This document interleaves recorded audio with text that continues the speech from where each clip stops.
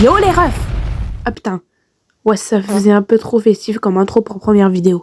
On va recommencer, hein, ok? Coucou! C'est encore pire. Aujourd'hui on va parler de l'origine de Lucia Noceda. Oui c'est elle. Alors déjà on va parler de l'origine, de comment elle a été créée et de où on peut la retrouver en fait, littéralement. Alors déjà, je tiens à vous dire, dans toutes mes vidéos à peu près, je parlerai avec ce personnage, avec à peu près le même fond pour chaque vidéo, hein, la même intro, et s'il y a des trucs à modifier, dites-le moi en commentaire. N'oubliez pas de vous abonner, de lâcher un like et de partager comme je l'ai montré au début de la vidéo. Bon déjà, faut remettre tout en place, toutes les bases et tout le truc de base qu'on doit faire. Mais avant toute chose, d'où vient le personnage de Lucia Noceda ? The Old House, ou Luceville en français, c'est une série télévisée d'animation américaine qui a été créée par Dana Terrace. La série a été diffusée entre le 10 janvier 2020 et le 8 avril 2023. Elle a été littéralement produite et financée par Disney+. Une adolescente de 14 ans nommée Lucia Noceda qui se retrouve au royaume des démons après avoir trébuché à travers un portail. Elle rencontre et se lie d'amitié avec une sorcière rebelle nommée Eda et un adorable petit guerrier nommé King. À partir de là, la série est plutôt pas mal. D'ailleurs, je vous la conseille. Vous avez des sites gratuits, vous pouvez la regarder, littéralement en français. Elle a été doublée sur MPL France, TOH, ce qui veut dire The Old House.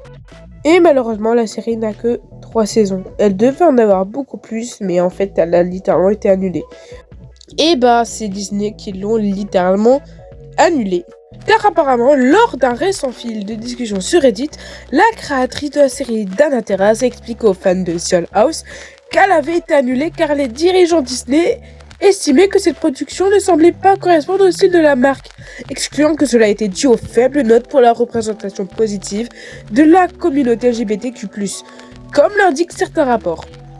Autrement dit, la série a été annulée pour contenu LGBT. Alors honnêtement, moi je trouve que c'est du foutage de gueule, on va se le dire. C'est du gros foutage de gueule d'annuler une série pour du contenu LGBT. Parce que si on se base sur le fait qu'il y ait une bisexuelle qui sorte avec une lesbienne, qu'est-ce que ça change ? La télé a toujours mis des couples hétéros, donc un homme et une femme. Et changer un peu va pas faire de mal à grand monde. Et puis, le rapport LGBT va peut-être intervenir dans la vie de vos enfants plus tard. Donc c'est plutôt pratique de les exposer à ce genre de trucs. Je dis pas forcément de les exposer à très jeunes. À 3 ans, je trouve ça stupide. Mais je veux dire, à partir du moment où ils sont assez matures pour comprendre que oui, ce genre de sexualité existe, je ne vois pas le problème de le faire et de exposer une série qui en parle. Sachant que The Old House en parle très brièvement, Ils vont pas l'exposer non plus à tous les toits. C'était mon avis. Maintenant, on va passer à la description de Lucia Noceda. Vous allez mieux comprendre qui est vraiment le personnage de Lucia après cette description. Dans la série, Luce est décrit un peu comme une latina. Luce, une adolescente, étant décrite comme une dominicaine américaine. Mince à la peau bronzée, aux yeux marron dorés et aux cheveux châtain foncé. Dans une coupe de lutin légèrement trop grande, et durant son combat contre l'empereur Belos dans Kingstide, Luce subit une blessure qui se traduit par une cicatrice au niveau de son sourcil gauche. Tout au long de son séjour sur Terre dans la saison 3, ses cheveux vont commencer à pousser, leur donnant un aspect beaucoup plus bouclé. Maintenant que Luce est décrite, on peut se baser sur elle pour enfin décrire Lucia Noceda.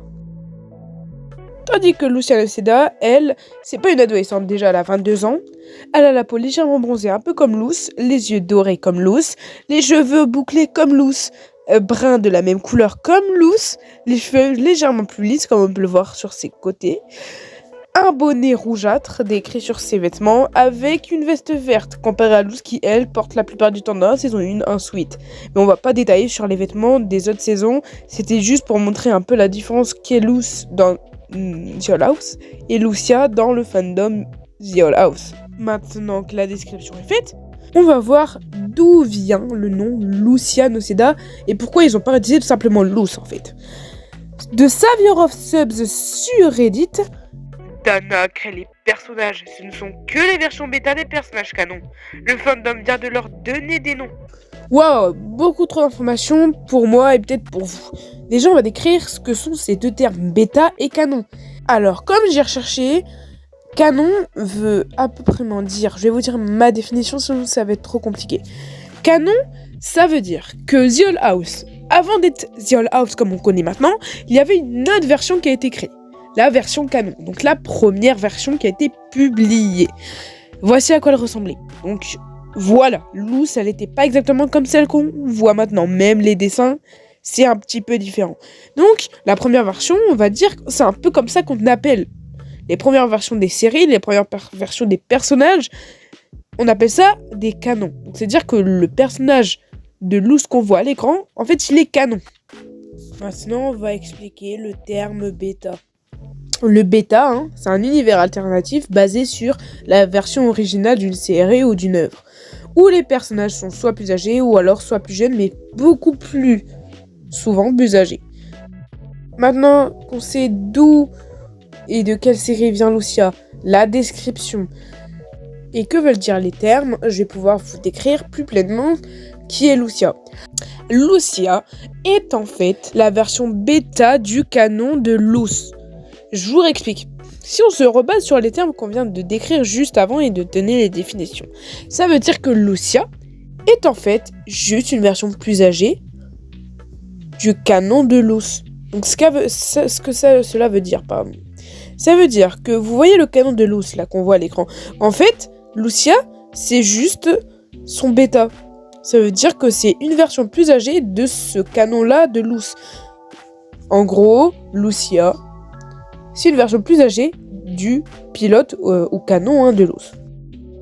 Maintenant, le nom de Lucia, en fait, il a été donc du coup donné par le fandom The Owl House, donc en gros la communauté, les fans de la série The Owl House, après qu'ils aient créé donc du coup une version bêta du pilote, du canon tout simplement de Luce, ils ont décidé de l'appeler Lucia.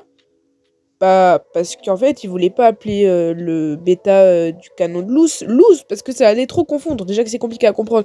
Ils ont voulu l'appeler Lucia. Voilà, ils ont fait close, c'est fait.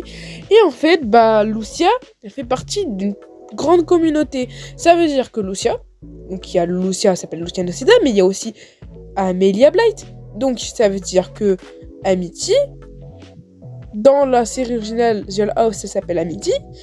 Mais sa version bêta du pilote de la série s'appelle Amelia Blight en fait.